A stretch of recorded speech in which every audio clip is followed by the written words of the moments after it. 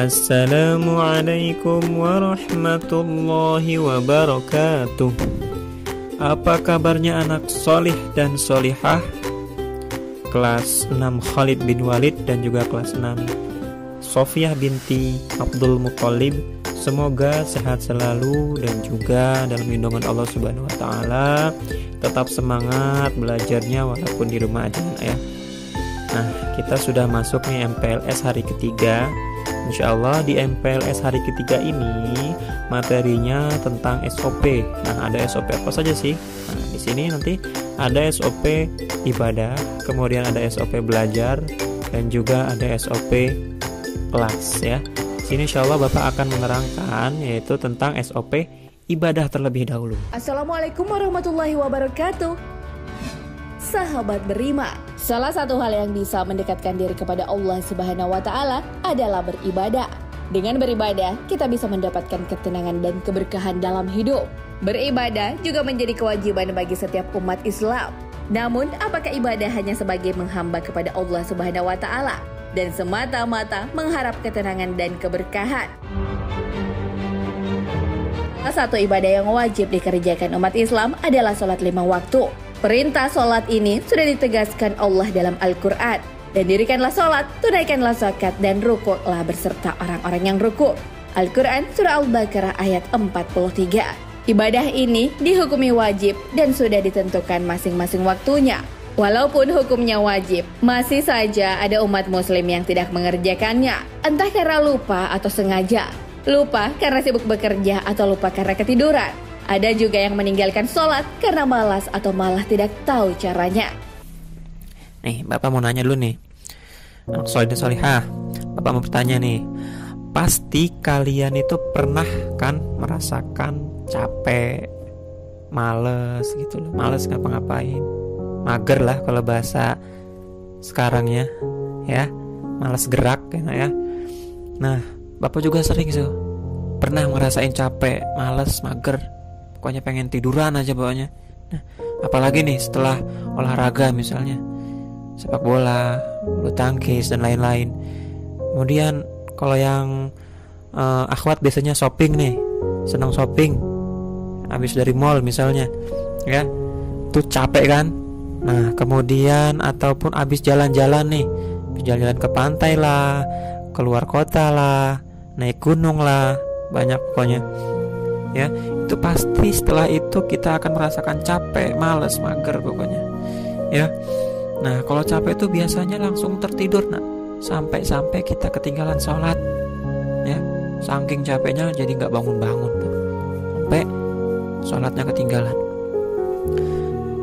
Nah, ya. Waktu itu pada zaman Nabi sallallahu alaihi wasallam, ya, Abu Hurairah radhiyallahu anha pernah bercerita tuh, nak. Pada suatu malam Rasul juga sedang musafir waktu itu. Rasulullah sedang pergi perjalanan jauh ya. Disebabkan capek ya, karena malam-malam itu kan capek ya. Rasul pun tertidur. Capek banget tuh perjalanan jauh. Rasul pun tertidur sampai terbit matahari. Ternyata udah terbit matahari. Waduh, mana belum sholat subuh ya. Akhirnya Rasul ketinggalan tuh sholat subuh. Kemudian Rasul terbangun. Astagfirullahaladzim, saya belum sholat subuh. Akhirnya Rasul itu langsung mengambil air wudhu, kemudian ditunaikanlah sholat subuh tadi itu, yang ketinggalan tadi ya. Setelah selesai sholat, Rasul itu bersabda, katanya tuh, siapa yang tertidur ataupun terlupa menunaikan sholat, maka hendaklah langsung dikerjakan saat itu juga ya. Itu jadi kita misalnya kalau ketinggalan, kalau benar-benar capek ya, kalau kita benar-benar capek, kemudian kita tertidur terlelap, itu langsung dikerjakan. Nah, ketika kita bangun langsung diqodok namanya ya, diganti sholatnya itu, langsung dikerjakan. Kalau misalnya kita ketinggalan sholat subuh, ya kita sholat subuh, tapi jangan disengaja. Nih karena begadang malamnya main game terus, akhirnya tidur lupa bangun. Nah itu yang nggak boleh, itu yang dilarang ya, nah, ya. Kemudian Rasul membacakan firman Allah juga yang artinya dalam surat Toha itu ya, yang artinya tunaikanlah sholat sebagai pengingat. Nah, kisah tadi itu berdasarkan hadis An Anas ibnu Malik qala Nabi sallallahu alaihi wasallam man nasiya sholatan aw nama anha fakaffaratuha ayyusalliha idza dzakaraha. Ya, terjemahannya yaitu dari Anas bin Malik radhiyallahu anha, Rasulullah sallallahu alaihi wasallam bersabda, siapa yang terlupa menunaikan sholat ataupun tertidur daripada menunaikannya, maka kafarohnya ialah menunaikan sholat tersebut apabila mengingatnya. Ini hadis sahih riwayat Al-Bukhari dan Muslim. Ya, itu hadis meninggalkan sholat. Sedikit kita tahu ya nak ya. Makanya kita jangan sekali-kali meninggalkan sholat.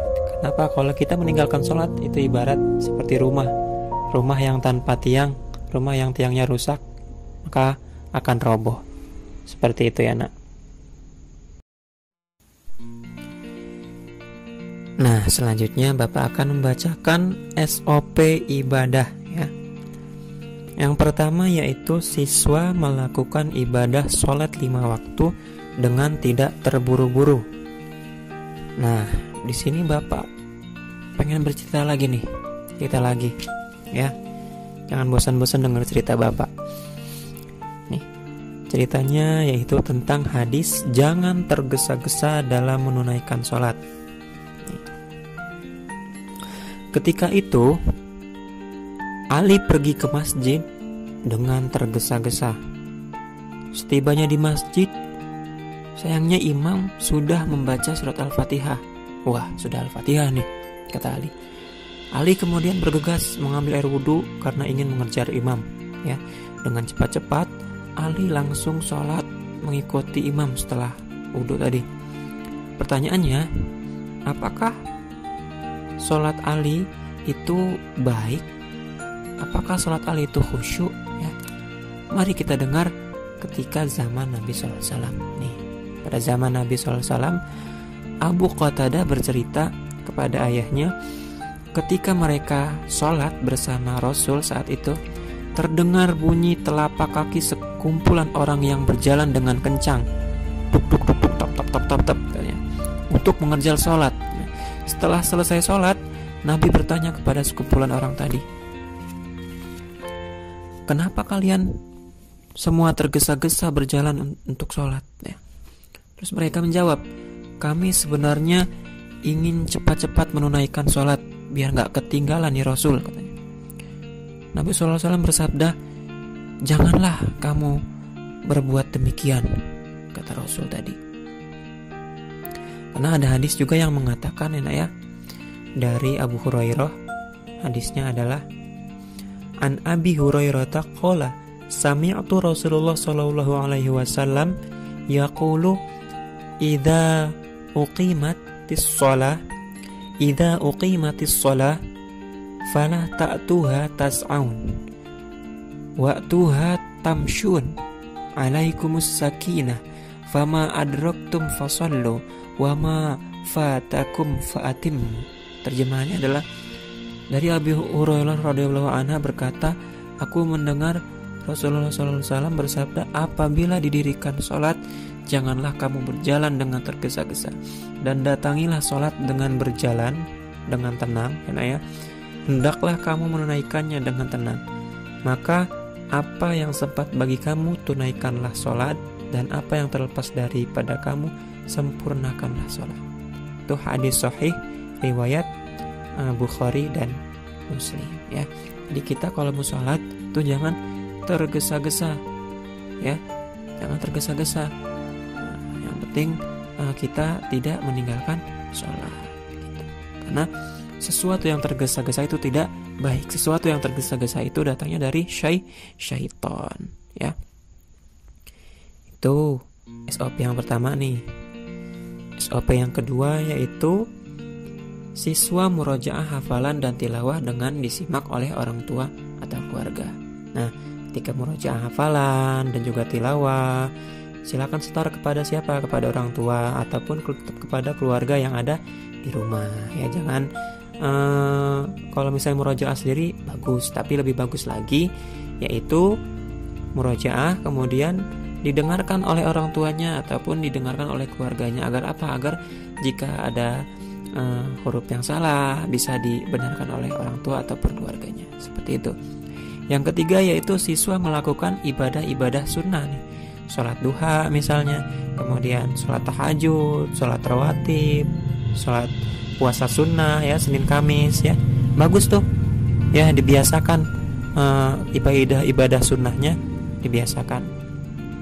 Kemudian yang keempat yaitu siswa berkata baik, sopan dan rukun dengan anggota keluarga. Nah, ketika di rumah nggak boleh nih, misalnya kita membentak orang tua, membentak adik, ataupun membentak kakak, ataupun berkata-kata yang tidak baik. Itu tidak boleh ya, nah ya. Jadi kita harus berkata baik. Kenapa? Karena dengan keluarga kita itu adalah anugerah bagi kita ya. Nah, kalau nggak ada keluarga, kita biasa apa? Nah? Kalau sendirian, sepi, sendirian, ya sedih pokoknya kalau nggak ada keluarga. Maka jangan karena perbuatan tersebut tidak diridhai oleh Allah Subhanahu Wa Taala ya. Karena ridho orang tua adalah ridho Allah ya. Murkanya orang tua adalah murkanya Allah. Selanjutnya yang kelima yaitu siswa membantu pekerjaan orang tua sebagai bentuk mencari pahala dan ridho Allah ya. Jadi walaupun di rumah aja, ketika di rumah itu ada pekerjaan yang bisa kita kerjakan, silakan kita kerjakan. Jangan nunggu orang tua. Kalau misalnya orang tua sedang mencuci piring misalnya, ayo kita bantu cuci piring. Kalau orang tua sedang cuci baju, ayo coba kita cuci baju. Kita udah kelas 6, kita udah mulai dewasa ya nak ya. Jadi harus apa-apa itu harus dikerjakan sendiri ya. Harus rajin di rumah. Kenapa? Karena kalau misalnya kita rajin, insya Allah orang tua akan senang kepada kita. Nah, yang terakhir nih, siswa akan melaporkan capaian ibadah sepekan sekali kepada wali kelas melalui Google Form. Dibantu oleh orang tua. Nanti Bapak Ibu guru akan kirimkan Google Formnya. Nanti diisi Google Formnya, mutabaah ibadahnya selama 1 pekan. Nanti dibantu oleh orang tua ya nak ya. Nah, seperti itu. Mungkin itu ya nak ya SOP ibadah kita. Jadi dihafalkan baik-baik, dicermati baik-baik, dan dikerjakan baik-baik nanti di rumah. Mungkin itu dari Bapak, semangat beribadah ya, dan juga jangan lupa belajar yang rajin di rumah. Bapak akhiri, wassalamualaikum warahmatullahi wabarakatuh. Syukran ya Rabbi, syukran.